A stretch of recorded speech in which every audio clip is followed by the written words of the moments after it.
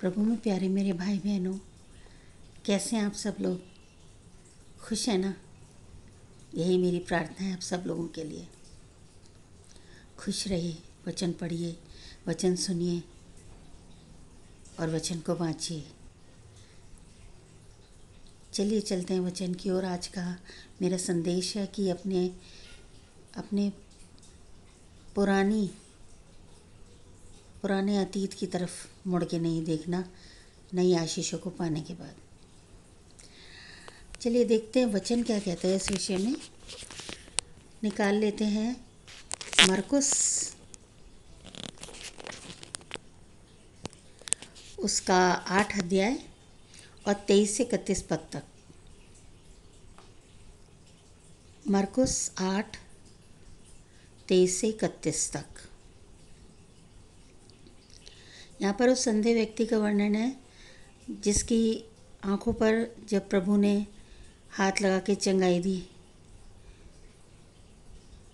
तो उसको पहली बार में थोड़ा धुंधला नज़र आया। फिर दोबारा प्रभु ने उसके आंखों को छुआ और दूसरी बार में वो स्पष्ट देखने लगा। और फिर प्रभु उसको हाथ पकड़ के गांव से बाहर ले गए और उसको कहा कि दोबारा इस गांव में फिर ना आना। क्या कहना चाहते थे वो इस बात के माध्यम से? क्या समझाना चाहते थे? उस पर्टिकुलर गांव में आने के लिए मना किया था? नहीं, प्रभु ने उसे गांव में आने के लिए मना नहीं किया था। प्रभु ने उसको उसके अतीत को दोहराने के लिए मना किया था। प्रभु ये चाहते थे कि वो अपने पुराने अतीत को, अपनी पुरानी गलतियों को, अपने पुराने गुनाहों को ना दोहराए, क्योंकि उसे नई आशीष मिल चुकी थी। उसकी बंद आंखें खुल चुकी थी। इसी तरह यदि हम देखें यूहन्ना उसका 5वां अध्याय और उसका 2 पद। यूहन्ना 5:2 बेथेसदा के कुंड के अपाहिज व्यक्ति का जो वर्णन है, हम और आप सब जानते हैं उसके विषय में कि यीशु ने खुद उसको चंगाई दी थी। वो कुंड में उतर के चंगा नहीं हुआ था, स्वयं हमारे प्रभु यीशु मसीह ने उसे चंगाई दी थी। और चंगाई देने के बाद जब उसको मंदिर में एक दिन बैठे पाया, वो अपाहिज व्यक्ति जो 38 साल से अपनी चंगाई का इंतज़ार कर रहा था और हर बार फेल हो जाता था कुंड में उतरने में, यीशु ने उसे चंगा किया, उसकी मर्ज़ी जानी और चंगा किया। और फिर जब उसे एक दिन मंदिर में देखा तो क्या बोला? देख, तू अपने पापों को ना दोहराना, कहीं ऐसा ना हो कि तेरे साथ इससे कुछ और बुरा हो।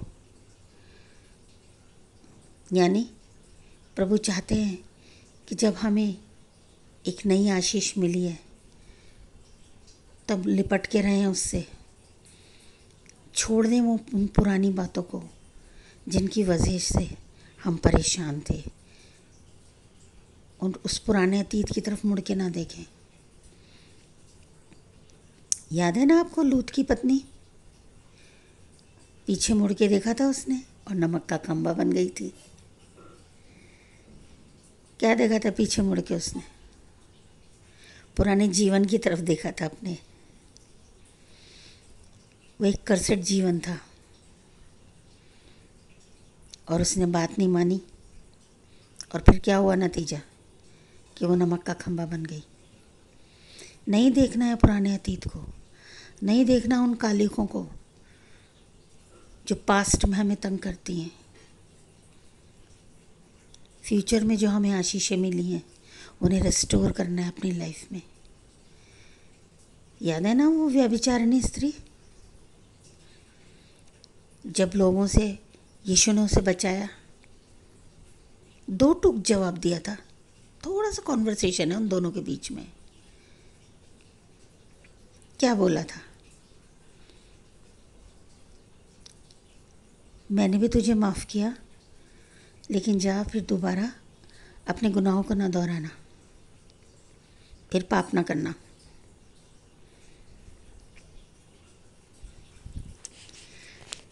इच्छा है ये हमारे प्रभु की कि नई आशीष मिलने के बाद हमें अपने पुराने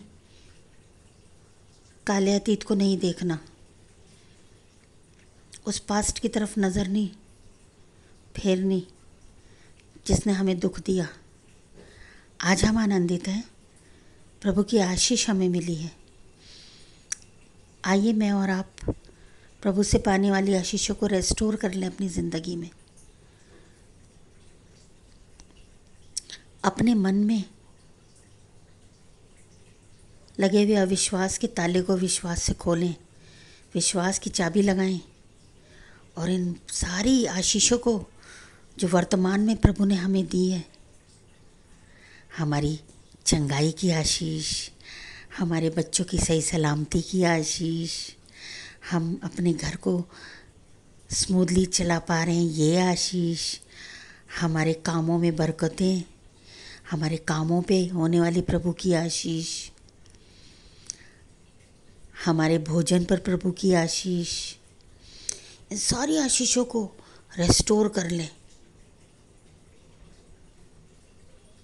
और ना देखें पीछे मुड़ के। देख, जा और इस गांव में फिर ना आना। यह है वो गांव अतीत का, जहाँ पुरानी कालिखें, पुराने दुख, पुरानी गलतियाँ, पुराने गुनाहें, नहीं देखना उनकी तरफ।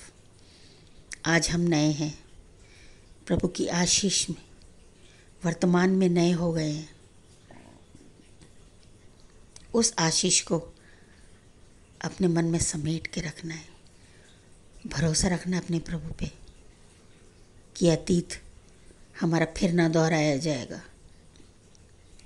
प्रभु आप सब लोगों को बहुत आयात से आशीषित करें। आमीन।